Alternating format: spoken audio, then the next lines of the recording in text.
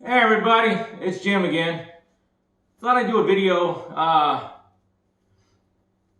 right before the Survivor Series today. So we're gonna do the very first Survivor Series, 1987. Just the main event, right? Just the main event, Mr. X. Yes, it's Jim again with Mr. X. I'm gonna start it at 2/11/19. 2/11/19 on the thing. I'll wait till you guys pull it up. Welcome back. All right. Again, 2/11/19. I skipped the entrances because they're a little long. All right. And in 3, 2, 1, boom. All right. As you can see, there's a lot of beef here. You're gonna have the world champion Hulk Hogan, Bam Bam Bigelow, Ken Patera, Don Morocco, and Mr. Wonderful Paul Orndorff taking on King Kong Bundy, Andre, One Man Gang, Rick Rude, and Butch Reed. So it's kind of interesting to note here that if you watch the Survivor Series main event, there's probably not too much backstory needed. However, if you look on at it, it was 5-on-5, right? Yes. And you had good guys, you had bad guys, obviously. But the thing about it was going into this, these 5 elimination teams, they all had an issue with somebody on the other side. So you had backstory, you had intrigue because Morocco had his feud with Butch Reed at the time. So you look forward to these things being settled. Yes, Mr. X, and that's what I liked about these Survivor Series because they all had issues with each other, and then it was good. You got the Rock, Don Morocco against Rick Rude here. He didn't like being called The Rock. Call him Magnificent. All right. But see, Orndorff had his issue with Rude, I believe, at this time also. So you got Orndorff, you got Rude in there, and I guess it's who has the better body, right, or whatever you want to say. Well, Mr. Wonderful was touted, as the top contender for Hogan's title, which is very strange because they had been feuding up until this point, and somehow now they're working together. Strange bedfellows, I guess. Hogan had his issues with Andre. Well, clearly Hogan's feud is still broiling with Andre at this point, right? This is because think about this. This is the first Survivor Series. Oh, you got to give us a date on this thing. I will have to put that in at the end of the video. This is 1987, right? Yes, it is. So this is after WrestleMania 3, which we had just done in one of our previous videos, and you saw the WrestleMania 3 main event between Andre and Hogan. So they're still red hot, and it's not over yet. Here comes Ken Patera, who, if you guys are listening to the commentary on the TV, you'll hear Jesse say something about him being a jailbird. Well, he got into a little bit of trouble one night with another wrestler, Mr. Saito. They wanted some food, but the fast food place was closed, and they started throwing bricks at the windows and the police. So they spent some time in jail here. You saw Morocco throw a drop kick there. I don't think I've ever seen him do that before. Pretty damn impressive for a big guy like that. And he is a massive, massive man. Oh, Mr. Wonderful throwing a drop kick, and that's Butch Reed, or otherwise known as Bruce Reed, down in Florida and Mid-South here. Morocco was a late second quote-unquote replacement for the superstar Billy Graham, but I think we know by this point that Superstar's hip was pretty much done, and he was going to need a surgery no matter what. Yes, and there's Hogan's leg drop. That should be it for Mr. Reed. 1, 2, 3. He gone. For those of you that don't know, the Survivor Series is one man gets pinned, they get eliminated. Uh-oh. Andre's sneaking in behind Hogan, who's not paying attention. He's got to be the glory hound and celebrate. Oh, now he turns around and sees the massive Hogan, the massive Andre here. He was glad handing people. Well, he's although wait a minute, is the referee telling him that one of those high fives constitutes a tag and he must leave? I believe so, but of course, if you look at the referee, he was the referee of the main event at WrestleMania 2, or also, and that's Mr. Morella. So he was a referee for their main event at WrestleMania 3, and now he's a referee here. So he's got a little knowledge of their feud here. Hogan has to leave the ring. Although, to be fair, Ken Patera is much stronger than Hulk Hogan is at this point. And glad you brought that up, Mr. X, because Ken Patera was a big powerlifter. Oh, good Lord! See, I think this was the rivalry here. I don't recall exactly, but I want to say it was the rivalry was on between King Kong Bundy and Patera at this point. I believe so. So you got to see these little mini feuds come to light in a bigger, in a bigger spectrum of in the course of a main event here. I don't think we're really going to see anything quite like that tonight when we do the Survivor Series. I was just about to bring up the one-man gang has not been in the ring yet. Well, there he is.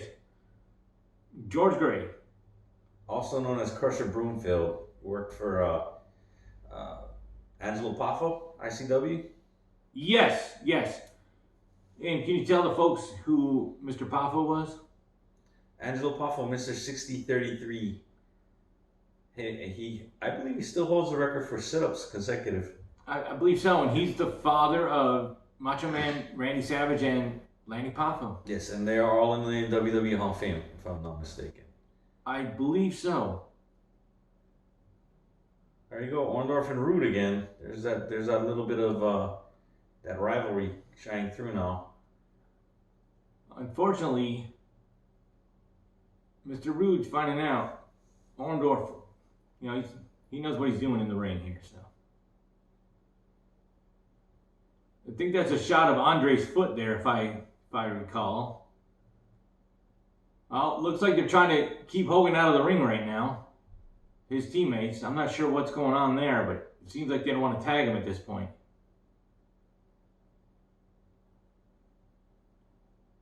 Well, Rude's getting isolated pretty well here by the Hogan team.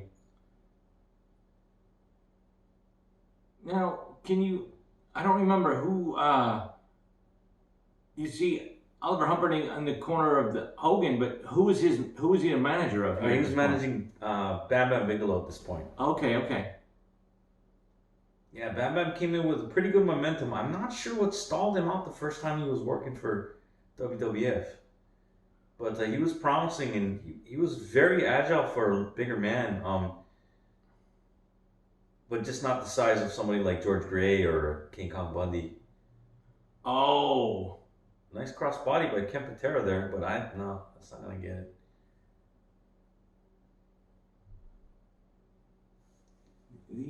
One Man Gang got to be about 400 pounds here. Gotta be. I think so, but was he more known as One Man Gang, or his another of his personalities or gimmick, if you will, later on in a couple of years? Oh, that's arguable. I guess I suppose I put the One Man Gang in the same category as the Kiwis or the Sheep Herders, known throughout the world in the National Wrestling Alliance, and it worked for WWF as the Bushwhackers. I think they may have more fame, with the general public as the Bushwhackers, and the same thing with the One Man Gang here. He would work as Akeem, the African Dream, some years after this, maybe 2 years, maybe 2.5 years in that time frame. I believe it was WrestleMania 5 or 4 where right around 1989, right? I believe so, because he teamed up with the Big Boss Man as the Colossal Connection. So right. They were just two massive men. But a lot of people think that calling him the African Dream was some sort of a insult or kind of a humorous shot at Dusty Rhodes, huh? It's open to interpretation, but he Dusty Rhodes was in the National Wrestling Alliance at this time, the American Dream. So if you're gonna call the one man gang the African Dream, a heavy set white man, yeah, it could be seen. It could be seen as an insult. And then you bring up the fact that one man gang working as a team teamed with the Big Boss Man, who is built from Cobb County, Georgia, which is where Dusty Rhodes lived. And he was the Big Boss Man because he was the booker of the um, Jim Crockett promotions. So, could be. And you saw, as we were flapping our lips here, the one man gang eliminated Ken Patera with just kind of just throwing a shoulder into him and laying on him, and he's gone. So now we got the two big men, the one man gang and Bam Bam Bigelow. Now you got to be tough to have tattoos on your top of your head like Sure. Bam Bam Bigelow. Sure, but then the one man gang also has a tattoo on his head also. And you got to be tough to walk around with a haircut like that too now. Sure. Well, let's do a reset here. We got it's 4-on-4 now. Who's been eliminated? It's Butch Reed from the Andre team, and it's Ken Patera from the Hogan team. So right now, again, you got Orndorff working with Rick Rude in there. And if you take a look, Paul Orndorff has already at this point in time suffered that spinal cord injury. He refused to take time off the road, doing the type of rehab. As a result, his right biceps started to atrophy. Oh, and there you go, right on cue. He gets eliminated. Oh, he just shoved the referee down a little bit there, but that's the thing with elimination in the Survivor Series. You can't turn your back because the next guy will come in and try to eliminate you here. Exactly. Paul Orndorff's been eliminated by Rude by a tights pull, but Bam Bam Bigelow's taking over on Rick Rude. Oh, The Hulkster's back in finally. and it seems like he was taking a breather out there for quite a while. Wow, running high knee from Hogan. I don't remember seeing him use that move. I don't either, but Oh, huge power slam by Morocco. I believe that might be it for Mr. Rude here. Looks like Rude's gonna have to hit the showers. Oh, now we got King Kong Bundy, Morocco.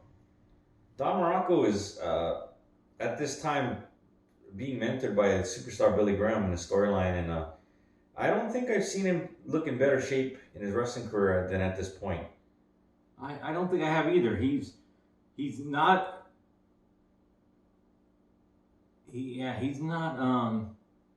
really no fat anywhere. It's just a lot of muscle on him. He's a big guy anyway, but looks like King Kong Bundy doesn't care about the muscles. We just waffle him here. Well, the Andre team is left with the largest three men that started the match, and they're still in there. That would be Bundy, the One Man Gang, and Andre. Well, that might be good in a way because of size, but bad in a way because they don't have the stamina of the other two that had been eliminated. So we'll see what happens here later on. Right, as the match wears on.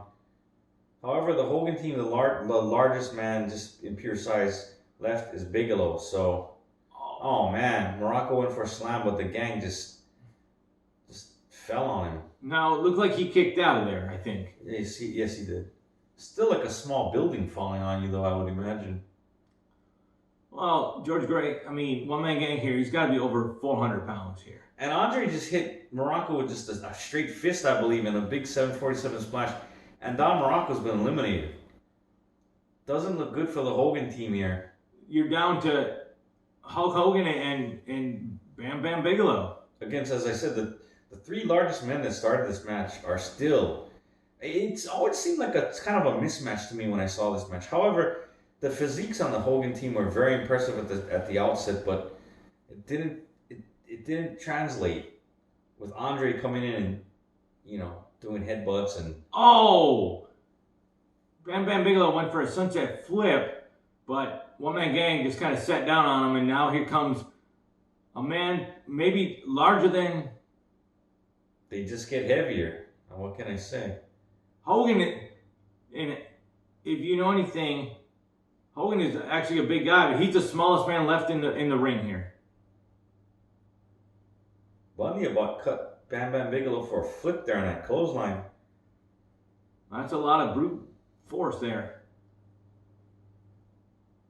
And as you can see on the outside, you got Bobby Heenan and the Slickster on the Andre team here still. And Oliver Humperdinck still in the corner of Hogan's team. Now, if their man gets eliminated, do they have to leave, or can they just stick around for the whole match for the team here? That's a good question. We haven't seen anyone to be eliminated yet that has a manager. Ah, that's true.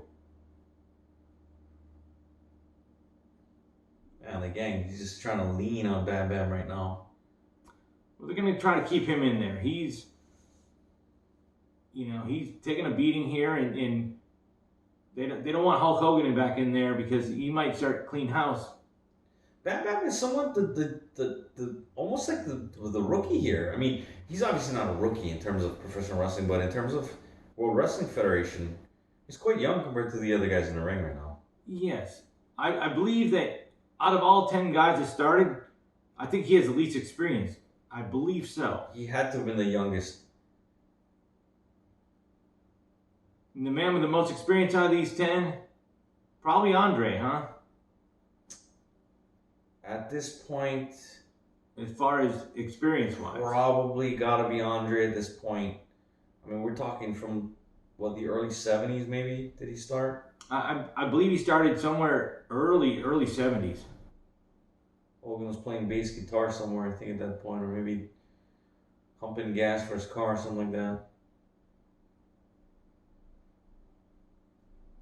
And Bundy's back in. Bundy not a WWE Hall of Famer. I don't know that he's going to likely get in. Well, as you know, Vince is a petty man, and King Kong Bundy was part of that lawsuit, the workplace / concussion lawsuit, and anybody that's been associated with that is not going to get in. He's one of the very few winners of the original WrestleMania that is not in the Hall of Fame, actually, if you think about it. He may be the only one, right? As far as winners of matches at the original WrestleMania to be in the WWE Hall of Fame, I think he may be the only one not in. As far as winners, Well, don't stress out on it too much. I I- believe so. I believe you're right. At first blush, I think that's going to be true. In fact, most of the losers are in also, but not all. Not all, because they finally got Andre back in. He's been taking a breather outside for quite a while. But when you got guys like One Man Gang and Bundy doing the work, you don't need to. Oh, here we go with the face-off. Well, when it comes to Andre, the problem is he could hit you with that big ham hock right hand and you might be out, one time. So you got to watch out. You got to be real careful. I mean, Andre, you can see he was rearing back to headbutt Hogan. Hogan doesn't want to eat that headbutt. Oh, they're going chop for chop here.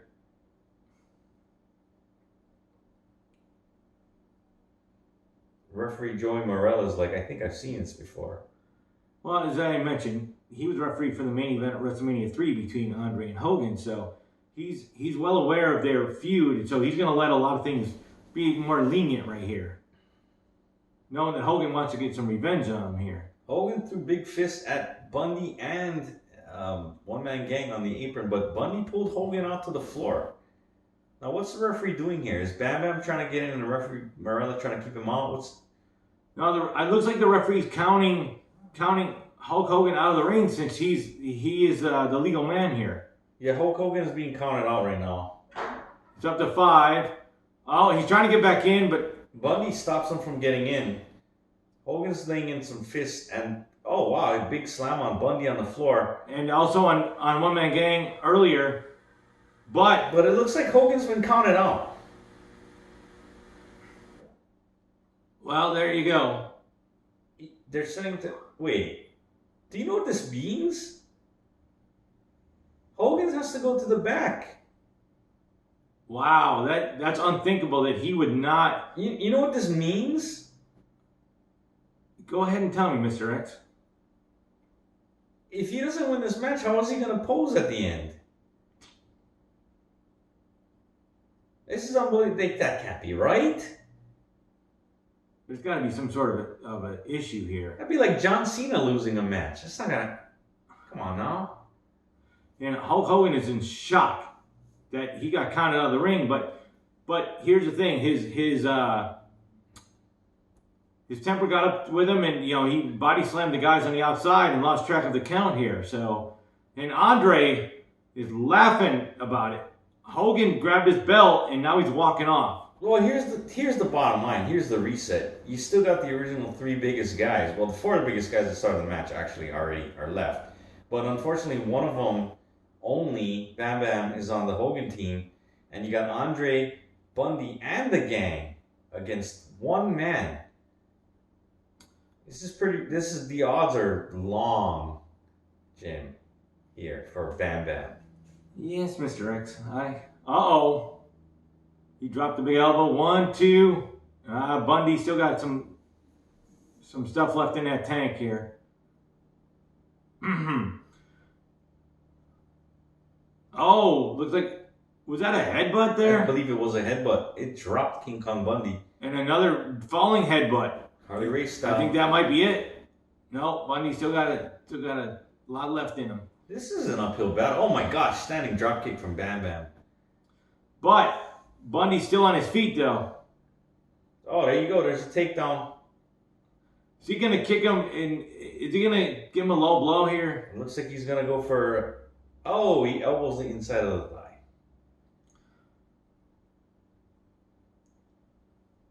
Oliver Humperdinck on the outside. He's got a lot of experience as a manager, so he can tell Bam Bam what to do here with these 3 huge monkeys men Bundy here. went careening into the corner, and Bigelow comes with a slingshot. Looks like he's gonna get. He got a 3. He got Bundy, but you still got well over, probably close to 1,000 pounds in the other corner still. Half a ton. Right, you got the one-man gang and Andre still, and Bam Bam is alone. No one to tag. Now that moniker one-man gang, he was not the original one-man gang, now was he? I can't tell you who the original one-man gang may have been, although I know that, and this is the funny part, George Gray was working for ICW, the Poffos, and he was working at the same time as Ronnie Garvin. And at the time, Ronnie Garvin was also known as the one-man gang. So you had one-man gang Ronnie Garvin, and at the time it was Crusher Broomfield, the one-man gang that we know here. So, sounds like Ronnie Garvin may have had that moniker first. Well, he had it before George Gray, that's for sure. I don't know that he was the first, but I know he was known as that. Ronnie Garvin, actually, another aside here. I guess we'll cover him in a future topic, but Hands of Stone Ronnie Garvin, or One Man Gang Ronnie Garvin, or as he's known in the WWF, Rugged Ronnie Garvin. He actually, as the One Man Gang, was involved in a handicap match with Andre, and actually he was the one that was the handicap. Andre had a partner, and Garvin was solo. So that's an interesting one. That is very interesting. Although, in all fairness, it was the manager who was Andre's partner. So, do you know who that was? I do not recall. Might have to look that up. And Andre with the size probably 22 or 23 foot, right in the mush. It's gonna change your outlook right there. Looks like the damage is done. So now the one man gang's gonna get to the top, and no, he went for a big splash from the top, and Bam Bam's gonna. Oh, he got 1, 2, 3. He draped his arm over him, but he's still down. But the Andre is fresh, and he's he's looking for business here. He's just gonna hammer down on Bam Bam. He just headbutted Bam Bam. This is not looking well. Well, that's a humongous head. That's a lot of force coming down on you from a height taller than you. So he's got a lot of momentum coming down. Just punching now. Andre now is gonna looks like he's gonna go to shoot off Bam Bam here. Bam Bam holds onto the rope. Maybe just his light's flashing before his eyes. Maybe Bam rolls Bam out of the way Bam twice. Bam's rolling out of the way. He's got it 3 times. times, but eventually his luck's gonna run out here. I'm not sure what he can do against this. He Giant. charges Andre and he moves, sidesteps, and he runs into the corner. And now Andre's gonna, my gosh, he's just gonna put shoulders into the small of the back of Bigelow here. You can see the back of Bobby Heenan there. Looks like he's got an underhook here, and like a suplex. That might be it. That's it. That's it. Well, Mr. X, how is that possible that a team led by Hulk Hogan was gonna lose to these? Oh, wait a minute! Hulk Hogan's running back out. What do you got? He's got his there? belt. He's got his title belt. Oh, he hits Andre right in the head with the title belt. Andre he's staggering. I guess he wasn't happy with the loss, huh? Well, you had mentioned earlier about what was going to happen. How can Hogan, get his end thing and start posing and stuff? Well, I think we know now. I guess it's possible. I mean, even when the guy doesn't win, he still comes out and poses. Are you kidding me? Well, he's a champion, but I think it's his ego. I think he has to do this because he has to feel the noise from the crowd to get him pumped here.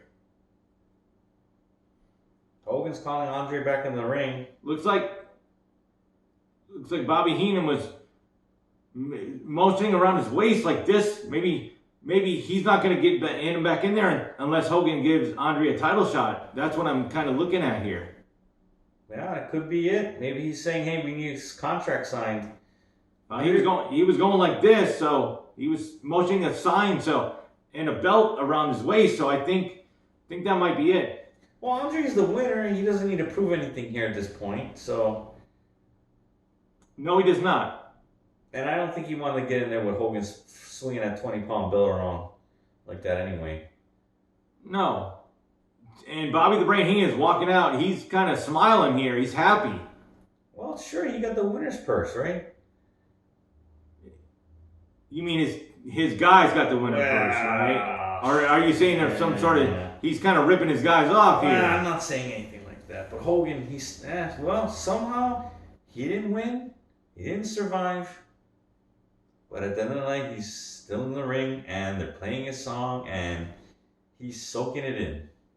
I mean, Hogan must pose. Oh, wait a minute. Here comes the handcuff. Yeah, he wants to hear it. Oh, there he's posing. Well, as we've said, Hogan must pose.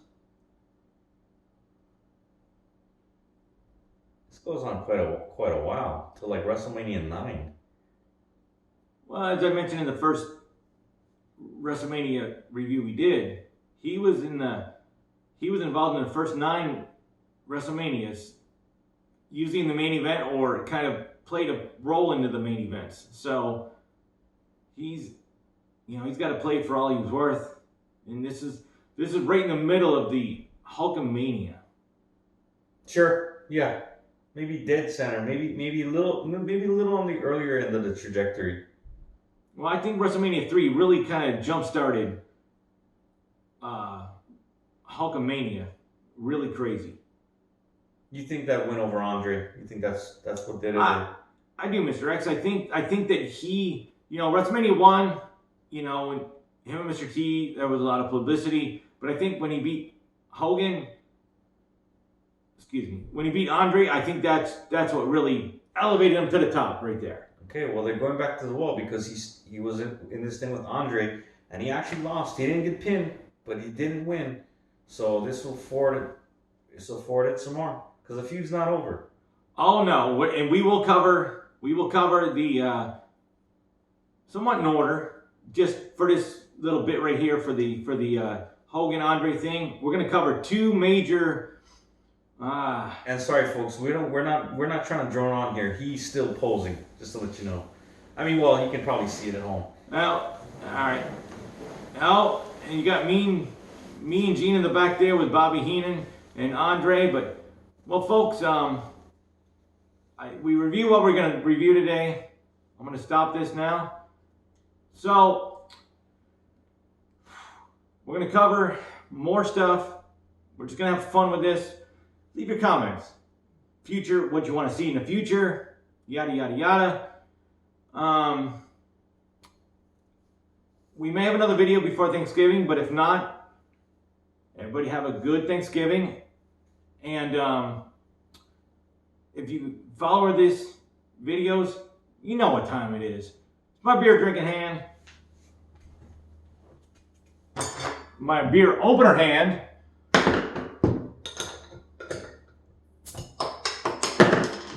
We'll see you next time.